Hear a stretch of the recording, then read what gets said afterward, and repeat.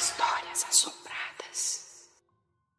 Vamos lá então ao relato de hoje. Vamos ao relato de hoje, que é este daqui.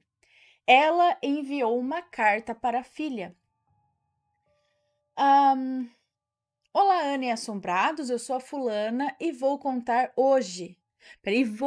E o que vou contar hoje aconteceu com uma amiga da minha mãe, na década de 80.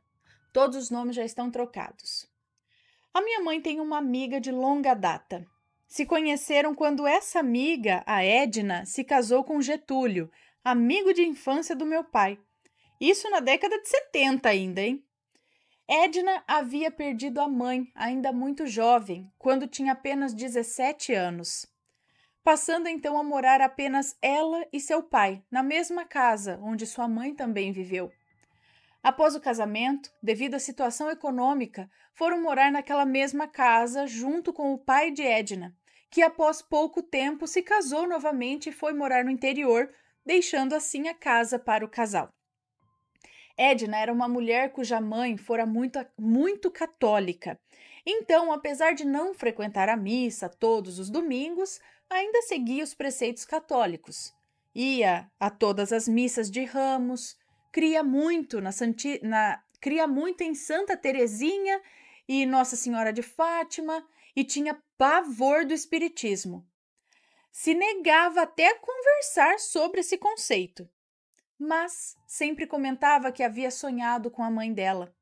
Sempre sonhos muito reais, sonhos onde a mãe dela ia ver os seus netos ou dava algum recado para ela. Todos os anos, em seu aniversário, sonhava com a mãe lhe desejando feliz aniversário e, quando acordava, sentia o cheiro do perfume dela no ar. Mas continuava rejeitando a simples ideia de que poderia ser realmente a sua mãe lhe visitando. Os anos se passaram e já estávamos agora na década de 80. Edna e Getúlio encontraram uma casa ótima na região metropolitana da capital e, sem perda de tempo, compraram essa casa, se mudando logo. Como o casal trabalhava na capital e a escola das crianças também ficava lá, a família saía cedinho de casa e voltava sempre tarde.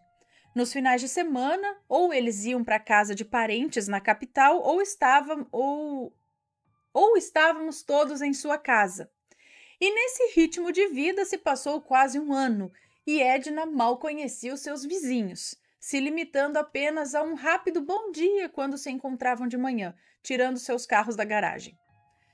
Nesse meio tempo, Edna sempre comentava que os sonhos com a sua mãe haviam parado. Até que um dia, numa dessas reuniões em sua casa, Edna conta à minha mãe que havia sonhado novamente com a sua mãezinha. Mas que dessa vez, quando ela ia se afastando, Edna havia segurado em suas mãos e pedia que a mãe não fosse embora, pois sentia muito a sua falta. A mãe havia lhe sorrido e continuado a se afastar até que sumiu, perto da janela do quarto. E que na manhã seguinte, quando ela acordou, sentia em suas mãos o perfume de sua mãe. Mas sempre contava isso acreditando categoricamente que isso era só um sonho, pois sua mãe estava no céu e não poderia voltar. Pouco tempo depois desse episódio, Edna aparece em casa para conversar com a minha mãe. Nessa época, eu devia ter uns 14 ou 15 anos e presenciei a conversa. Naquela manhã, quando tirava o carro da garagem para levar os filhos à escola, se aproximaram dela uma mulher e uma criança, de uns 7 ou 8 anos de idade. A mulher se apresentou e disse que morava duas ruas acima. E toda sem jeito, ela explicou que a sua filha tinha um dom.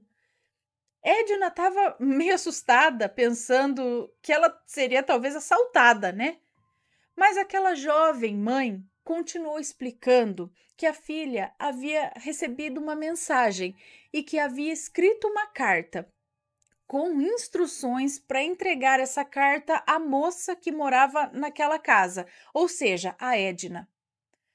Vendo Edna meio desconfiada, logo disse que ela não estava querendo dinheiro nem nada disso, que a filha apenas precisava entregar aquela carta.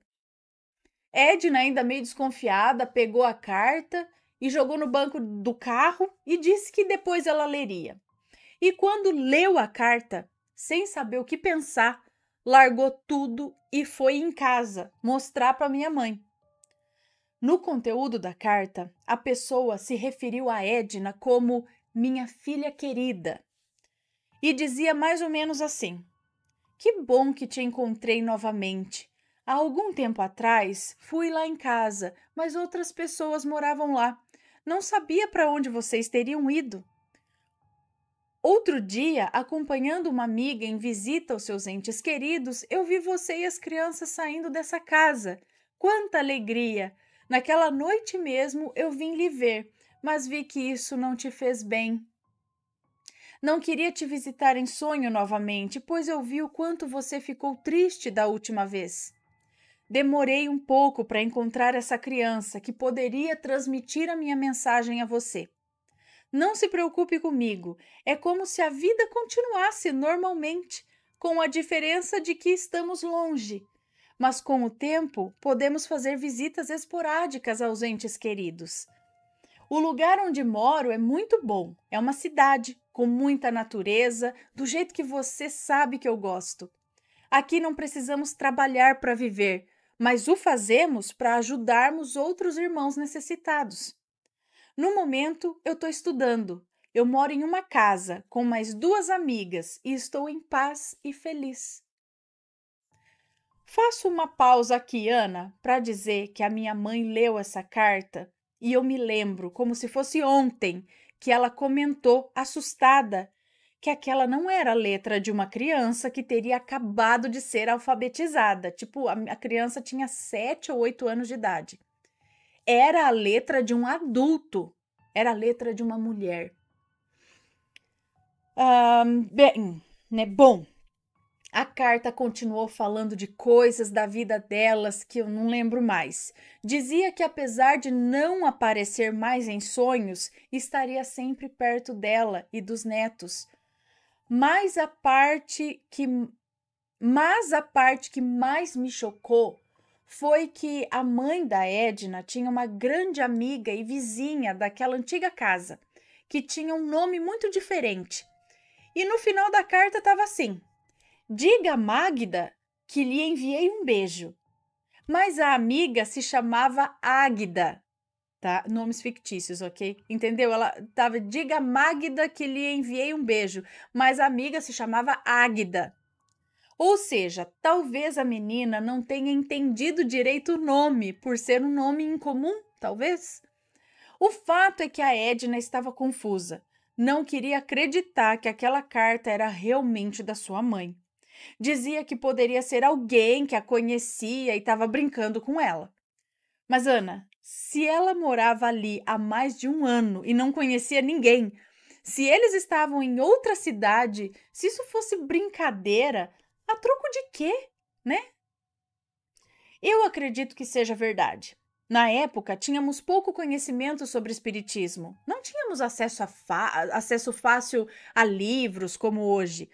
Então não pudemos dar muitos conselhos, mas o fato é que até hoje a Edna se recusa a acreditar. Nunca mais sonhou com sua mãe, mas de vez em quando sente o seu perfume. E vocês, o que pensam sobre isso? Ah, lembrando que naquela época não existia o livro Violetas na Janela, tá? Nem o filme Nosso Lar. E que não tínhamos acesso a nada sobre espiritismo, a não ser que você fosse frequentador de um centro espírita. Bom, esse é o meu relato que mexeu e mexe muito comigo, pois para mim é a prova de que a vida realmente continua após a morte. Beijos a todos, a toda a família e a todos os assombrados. Deixem o like, pessoal. Agora é só para mim, dá licença. Ah, entendi.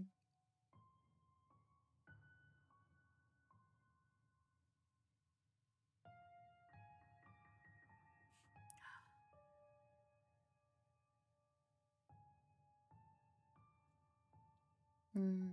Bom, então, eu também acredito sim. Não é só um relato a respeito disso, uma história a respeito dessa vida após a morte, são várias. Acredito assim, que nem essa menininha tinha esse dom, acho, né? Ela psicografava. Tem as pessoas que fazem isso de maneira séria. Tem outras por aí que também eu já acho que faz isso de maneira profissional, sabe? Mas não é espiritual, talvez, né? Não sei. Assim como em todos os lugares. Mas nesse caso eu acho que seria muito difícil alguém saber dessas coisas dela, entendeu?